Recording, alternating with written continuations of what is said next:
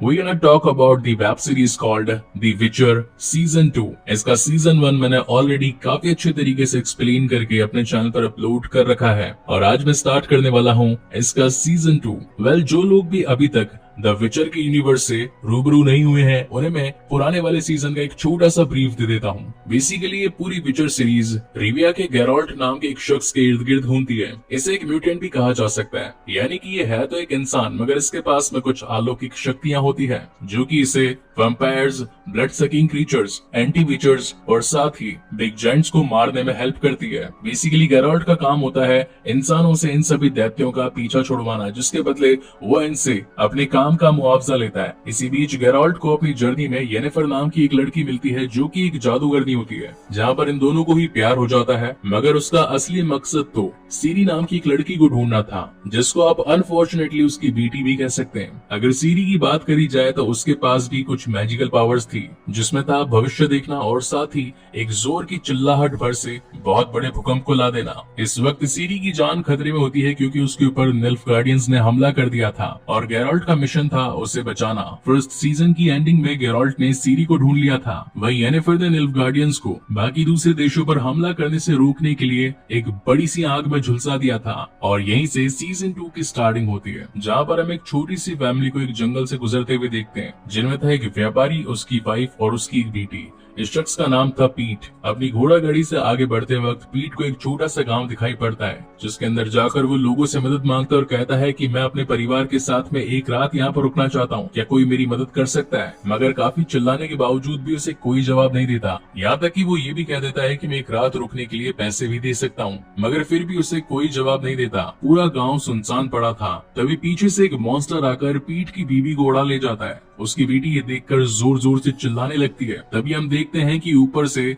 उसकी बीवी की लाश जमीन पर गिरती है, जिसके बाद बारी आती है पीट की और वो मॉन्स्टर उसे भी जान से मार डालता है। और ऐसा करने के बाद में अब बारी आती है उसकी बेटी की, जिसके बाद वो उसे भी उड़ा कर ले जाता है। इससे हम व्यूअर्स को ये बात तो समझ में आ गई थी कि वो ताकतवर होने के साथ साथ उड़ भी सकता है। और उसके पंच बाद सीन शिफ्ट होता है दी बैटल ऑफ स्वार्डन हिल में, जहाँ पर येनिफर ने अपने केओस की मदद से आग लगाकर सभी निल्फ गार्डियंस को झुलसा दिया था। यहाँ पर हजारों की तादाद में लाशें पड़ी थी। यहाँ पर हम विलफोर्ड को देखते हैं जो कि घायल हुए सैनिकों को जान से मार रहा था क्योंकि वो दुश्मन थे। वहीं पर टिसिया मरे हुए सैनिकों के ऊपर हाथ रखकर अपने मैजिक की मदद से ये जानने की कोशिश करती है कि क्या येनिफर जिंदा है या फिर मर गई, क्योंकि कल रात उसने जिस लेवल का मैजिक किया था वो सचमुच अपरंपार था, यानी कि ऐसा आज तक किसी ने नहीं किया था। मगर उनकी यादों में तो सिर्फ यही था कि उसे इस दुश्मन ने मारा। येनिफर का वहाँ पर कोई नामो निशान नहीं था। तभी पीछे से विल्गोफोर्ट आता है और उससे कहता है शायद ही येनिफर जिंदा बची हो, क्योंकि इस पूरी लड़ाई में उनकी तरफ से सिर्फ 4000 सैनिक मारे गए, जबकि निल्फ गार्डियंस की तादाद करीब 20,000 से ज्यादा थी।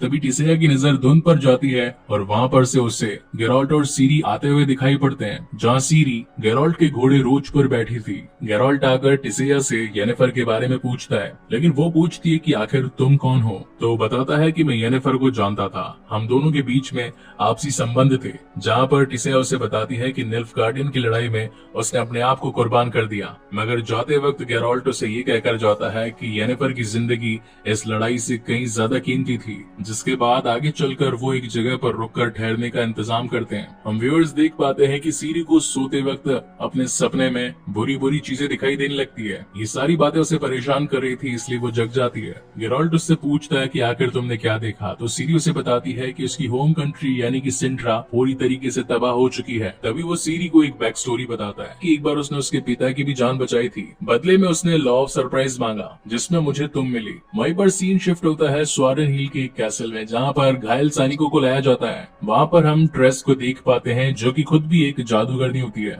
उस भयानक जंग में वो काफी ज्यादा घायल हो चुकी थी। तभी वहाँ पर विल्गोफोर्ड, टिसे और साथ ही आर्टिस्ट मिलकर अपने जादू से उसे ठीक करने की कोशिश करते हैं। बेसिकली आरटीएस फ्रिंजिला का अंकल था, जो कि इस वक्त निल्फ गार्डियंस को लीड कर रही थी। यहाँ पर इन तीनों के बीच में ये डिस्कशन होता है कि आगे ये लोग क्या करने वाले हैं, क्योंकि निल्फ गार्डियंस अपनी कल की हार के बाद में चुप कहाँ रहने वाले हैं। जहाँ पर टिसिया उन्हें ये कहती है कि वो जाकर पता करेगी कि आखिर उनके प्लान्स क्या हैं। जिसके बाद में सीन शिफ्ट होता है येनिफर पर, जिसे कि इस वक्त फ्रिंजिला और उसके सिपाहियों ने बंदी बना लिया था। वहीं गैरोल्ट सीरी को ये बताता है कि वो उसे कैर मुरैन लेकर जाएगा। रिप्लाई में सीरी कहती है कि उसने आज तक इस जगह के बारे में कभी नहीं सुना, तो गेराल्ट कहता है कि वो जगह है जहाँ पर उसी की तरह के विचर्स रहते हैं। बेसिकली देखा जाए तो ये उनका ट्रेनिंग कैंप होता है जहाँ पर ये अपने आप को डेवलप करके अपनी स्किल्स को और बढ़ाते हैं और फिर आम इंसानों को दैत्यों से बचाते हैं। तभी गेराल्ट को अपने सामने एक जानवर की लाश पड़ी दिखती है और ये सब कुछ देखकर उसका घोड़ा रोच भी कुछ अजीब सा बिहेव करने लगता है। ये सब कुछ देखकर गेराल्ट को ये अंदाजा तो लग जाता है कि यहाँ पर कुछ तो गड़बड़ जरूर है, जिसके बाद वो फुर्ती में सीरी को लेकर वहाँ से निकल जाता है। मगर कुछ ही देर में रात हो जाती है और इनके सामने वही गाँव आता है जहाँ पर हमने इस एपिसोड की स्टार्टिंग देखी थी। उस गाँव के इतने गहरे सन्नाटे को देखकर गेराल्ट समझ जाता है कि वो मॉन्स्टर यहीं पर है। जिसके बाद वो सीरी से कहता है कि वो लोग अपने दोस्त के घर पर रुकेंगे जो कि यहाँ से थोड़ी ही दूर पर है और अपनी जर्नी को कंटिन्यू रखते हुए ये लोग एक बड़ी सी हवेली के पास पहुँचते हैं। मगर हवा इतनी तेज चल रही थी कि उसके गेट फड़फड़ाने लगते हैं और तभी अचानक से एक सुअर के फेस वाला क्रीचर गेराल्ट पर हमला कर देता है। इसका नाम होता है नेवेलिन और यही गेराल्ट का दोस्त होता है। बेसिकली उसे ये लग रहा था कि यहाँ पर किसी मॉन्स्टर ने एंट्री कर ली है, मगर वो तो गेराल्ट निकलता है। यहाँ पर सीरी उसे कहती है कि काफी दिन हो गए मैं नहाई नहीं हूँ, मुझे नहाना है। तभी वहाँ पर नेवेलिन जादू से बाथटब नीचे ले आता है और साथ ही वो अपने मैजिक से पूरी हवेली की लाइट्स ऑन कर देता है। वेल लाइट तो होती नहीं थी, कैंडल ऑन कर देता है। जिसके बाद वो उन्हें डिनर पर इनवाइट करता है। अब यहाँ पर डिनर के साथ साथ इनके बीच में बातचीत भी होने लगती है जहाँ पर नेवेलिन ये बताता है कि वो किस तरीके से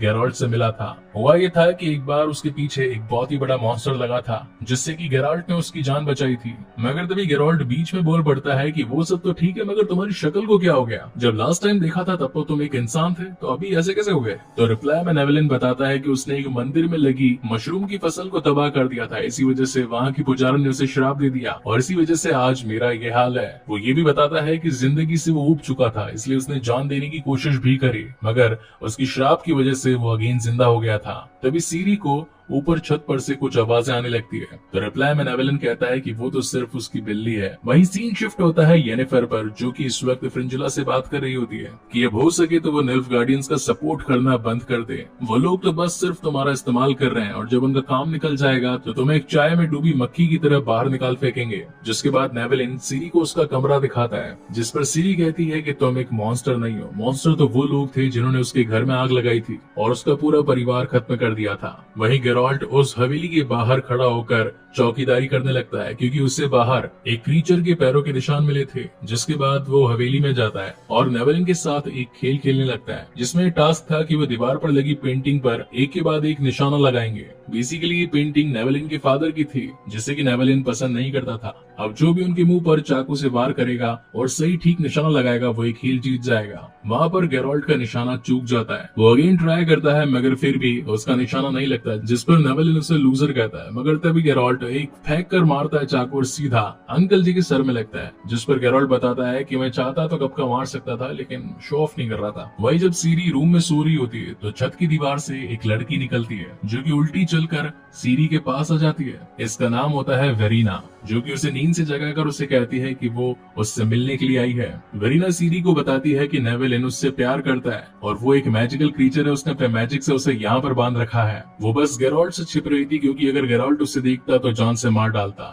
जिसके बाद वेरीना अपने जादू से सीरी को वहीं पर सुला देती है। यहाँ पर गेराल्ट अगेन उस गाँव में आ चुका था ताकि उस मॉन्स्टर की जो उसे इंडिकेशन मिली थी वो उसे खत्म कर पाए। तभी उसे वहाँ पर व्यापारी और उसकी फैमिली की बड़ी लाशें दिखाई पड़ती है। जिसके बाद वो भागकर अगेन हवेली में आता है और सीरी को उठाता है और कहता है कि हमें जितना जल्दी हो सके यहाँ से निकलना होगा। इस घर में ब्रुक्सा नाम की एक मॉन्स्टर रहती है जो कि एक्चुअल में वेरीना ही होती है। और इतना कहने के साथ ही गेराल्ट अपना पोषण पीता है। एक तरीके से इसे एक एनर्जी ड्रिंक कह सकते हैं जो कि गेराल्ट को उन सभी जायंट से लड़ने की ताकत देता है। वेल ऐसा करने पर उसकी आंखें काली हो जाती है और उसकी वीन्स दिखने लगती है। जिसके बाद वो नेवेलिन के रूम में जाता है जहाँ पर वो ये देख पाता है कि इस वक्त वेरीना नेवेलिन का खून पी रही थी और जैसे ही गेराल्ट उसे मारने के लिए आगे बढ़ता है तभी वो जोरदार चिल्लाती है और गेराल्ट पीछे की दीवार से जा टकराता है। जिसके बाद वो अपने पास ही पड़े एक भाले को उठा लेता है। तब इन दोनों के बीच में एक बहुत ही तगड़ी फाइट दिखाई जाती है। एक वक्त तो ऐसा था जहाँ पर वेरीना उसके ऊपर हावी हो रही थी मगर गेराल्ट अपने मैजिक की मदद से उसे अपने आप से दूर कर देता है। अभी तक सीरी को नहीं पता था कि वेरीना ही वो मॉन्स्टर है, इसलिए वो तो उसकी मदद करने के लिए आगे आती है मगर गेराल्ट उसे मना कर देता है कि इस लड़की से दूर रहना।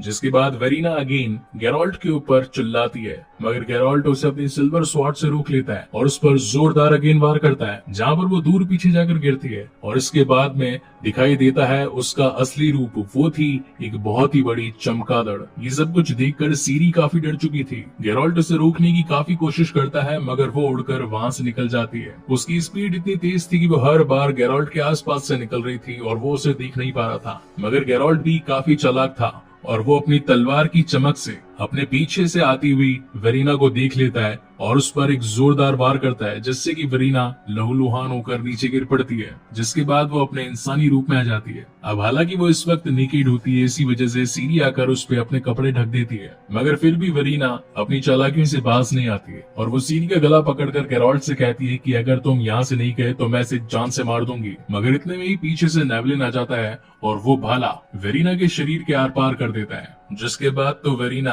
अपना हाथ और साथ ही अपना गला पीछे की ओर मोड़ लेती है और नेवलिन से कहती है कि वो उससे काफी ज्यादा प्यार करती है। अगर नेवलिन उसका नहीं हुआ तो वो उसे किसी और का भी नहीं होने देगी। मगर तभी मौका पाते ही गेरोल्ट अपनी सिल्वर स्वॉर्ड से उसका गला काट देता है और ऐसा करते के साथ ही उसकी बॉडी खुद ब खुद जलने लगती है और देखते ही देखते नेवलिन भी अगेन इंसान में बदल जाता है, क्योंकि उसका वो श्राप टूट चुका था। गेरोल्ट उससे पूछता है कि आखिर ये सारा क्या माजरा था, जहाँ पर नेवलिन बताता है कि एक दिन वेरीना उसे जंगल में मिली। वो काफी ज्यादा घायल थी, वो उसे अपने हवेली में लेकर आया और इसी बीच उनको प्यार हो गया। अब क्योंकि नेवलिन को तो श्राप मिला था, वो कभी मर नहीं सकता था, वो एक इमॉर्टल था। अपनी भूख मिटाने के लिए वेरीना जब भी उसका खून पीती वो अगेन अगले दिन ठीक हो जाता। इस सब से उसे कुछ ज्यादा फर्क नहीं पड़ रहा था। तो गेरोल्ट कहता है कि इस श्राप को तोड़ने का बस यही एक तरीका था, जहाँ पर नेवलिन को एक लड़की से प्यार करना था और उसे पाने के लिए अपने पुराने प्यार को कुर्बान करना था, जो कि अब हो चुका था। मगर साथ ही साथ नेवलिन एक और बात बताता है कि उसने मंदिर की पुजारन के साथ रेप किया था। मशरूम वाली बात झूठी थी,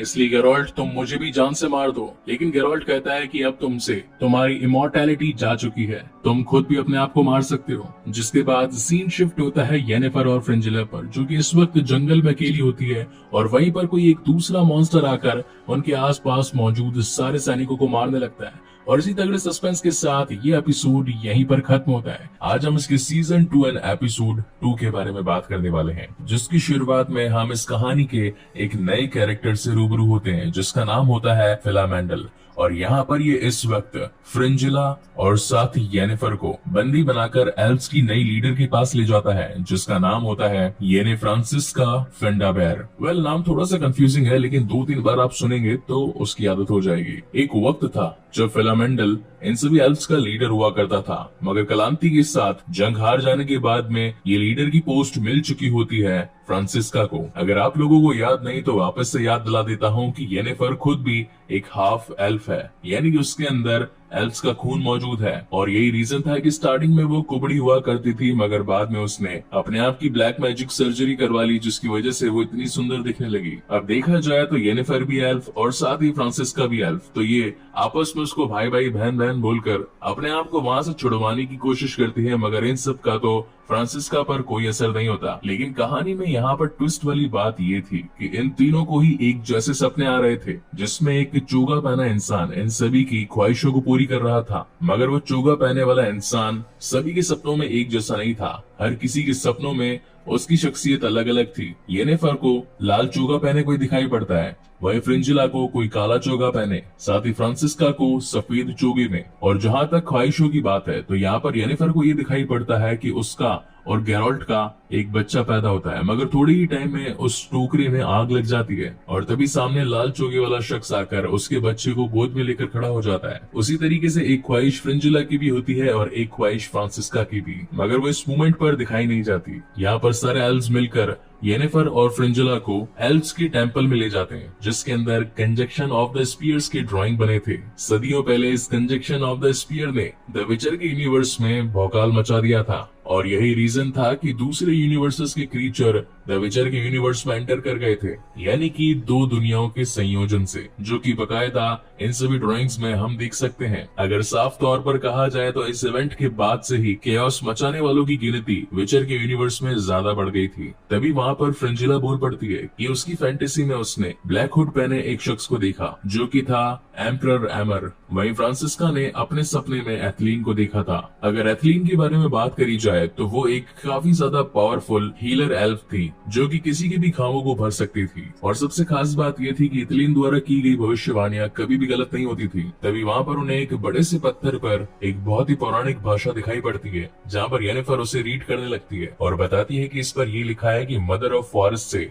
मन्नत मांगने पर हमारी वो मन्नतें पूरी हो जाएगी। मदर ऑफ फॉरेस्ट जंगल में बिना दरवाजे लगे एक झोपड़ी में रहती है। तभी अचानक से जमीन के नीचे से वो दरवाजा खुल गया और ये तीनों बिना कुछ सोची समझे उस दरवाजे की ओर चली गई। अब उस अंडरग्राउंड वाले रास्ते से होते हुए ये लोग एक जंगल में पहुंचे जहाँ पर उन्हें वो छोटी झोपड़ी भी मिल गई। इसमें एंटर करते के साथ ही ये तीनों वापस से अपने अपने सपनों में पहुंच गए। यहाँ पर इन तीनों को ही मदर फॉरेस्ट अलग अलग रूप में दिखाई पड़ी। फ्रांसिस्का को ये बताया जाता है कि अगर तुम्हें एक प्योर एल्वन बेबी को जन्म देना है तो तुम्हें जिंट्रा जाकर वहाँ के लोगों के साथ रहना होगा। पुराने टाइम में सिंट्रा को जिंट्रा कहा जाता था। वही फ्रिंजिला को निल्फगार्डियन और स्वार्डन हील वाली जो फाइट थी उसे जीतना था, इसलिए उससे भी सिंट्रा जाना था। तो ये दोनों ही अब सिंट्रा जाने के लिए तैयार थी। फिर बात आती है येनिफर की, लेकिन यहाँ पर येनिफर के साथ एक ट्विस्ट था। स्वार्डन हील में हुई फाइट के बाद में उसने जो केओस मैजिक यूज किया था उसकी वजह से अब उसके अंदर से उसकी सारी पावर्स जा चुकी थी। उसके सामने मदर फॉरेस्ट एक विच बनकर आई थी और उसके साथ में एक डील करना चाहती थी, लेकिन येनिफर इस बात को जानती थी कि विचेस कुछ देती है तो कुछ ले भी लेती है। जिसके बाद में सीन शिफ्ट होता है नेक्स्ट मॉर्निंग और यहाँ पर येने फ्रांसिस्का के कहने पर फ्रिंजिला और साथ ही येनिफर को आजाद कर दिया जाता है, जहाँ पर फ्रिंजिला उसके साथ अपने कुछ एल्फ्स को लेकर सिंट्रा की ओर निकल जाती है। वहीं दूसरी ओर येनिफर जब अपना मैजिक यूज करती है, केओस पैदा करने की कोशिश करती है, मगर उससे कुछ भी नहीं होता। जिसके बाद